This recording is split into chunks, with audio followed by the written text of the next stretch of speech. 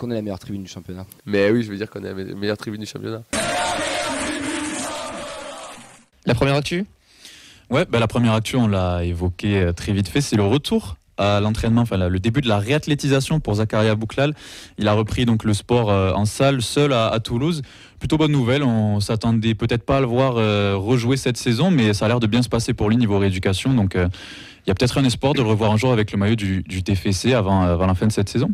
Bonne nouvelle, non ? D'ici 2-3 mois, ça me semble un peu compliqué de l'imaginer. Moi, je suis pas sûr que disputer un match. Ou peut-être son match d'adieu, les dernières minutes en fin de saison. Mais... Après, qui c'est qui voudrait d'un mec qui n'a pas joué de la saison il lui reste combien de temps de contrat? Il a 2 ans supplémentaires. Il a encore du temps.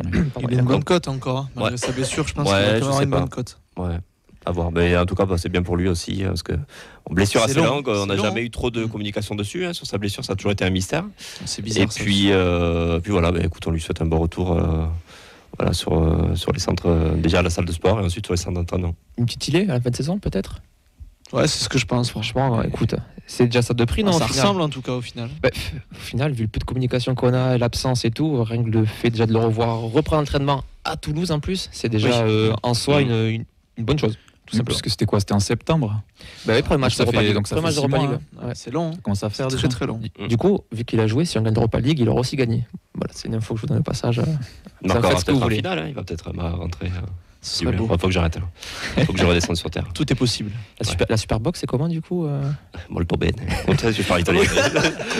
C'est pour le prochain déplacement. Voilà. Le dépaysement total. Une autre petite info chez les jeunes.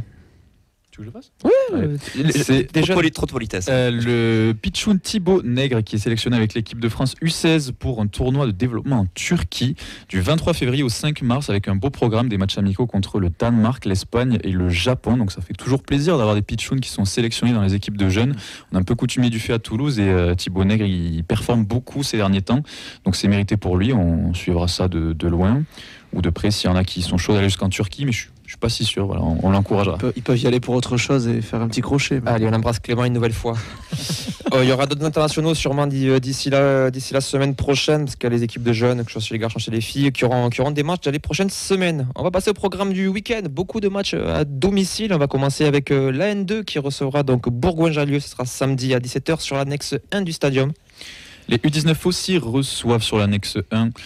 Ce dimanche à 11h, il y aura un match important contre le Gazélec Ajaccio qui est juste devant le classement avec un petit point d'avance, donc l'occasion de gratter une place. Chez les garçons, dernier match à domicile, ce sera les U17 qui recevront le Canet-Roussillon FC qui sont derniers 6 points derrière. Ce sera dimanche 14h30 sur l'annexe Bristaton, mais le gros match du week-end, ce sera pour les filles.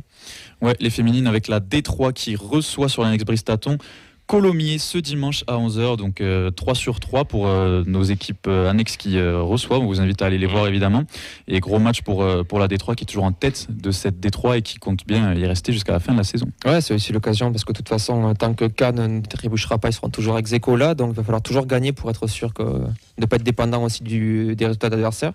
Et si je dis pas de bêtises, c'est le premier match retour du coup. En tout cas, à domicile, ce sera le premier match retour de la phase retour du championnat contre Colomiers où on avait gagné là-bas à l'aller. Voilà, ce sera l'information complète pour les actus, pour les féminines. Ça retrouvé sur nos réseaux tous les vendredis soirs et les résultats tous les lundis après-midi.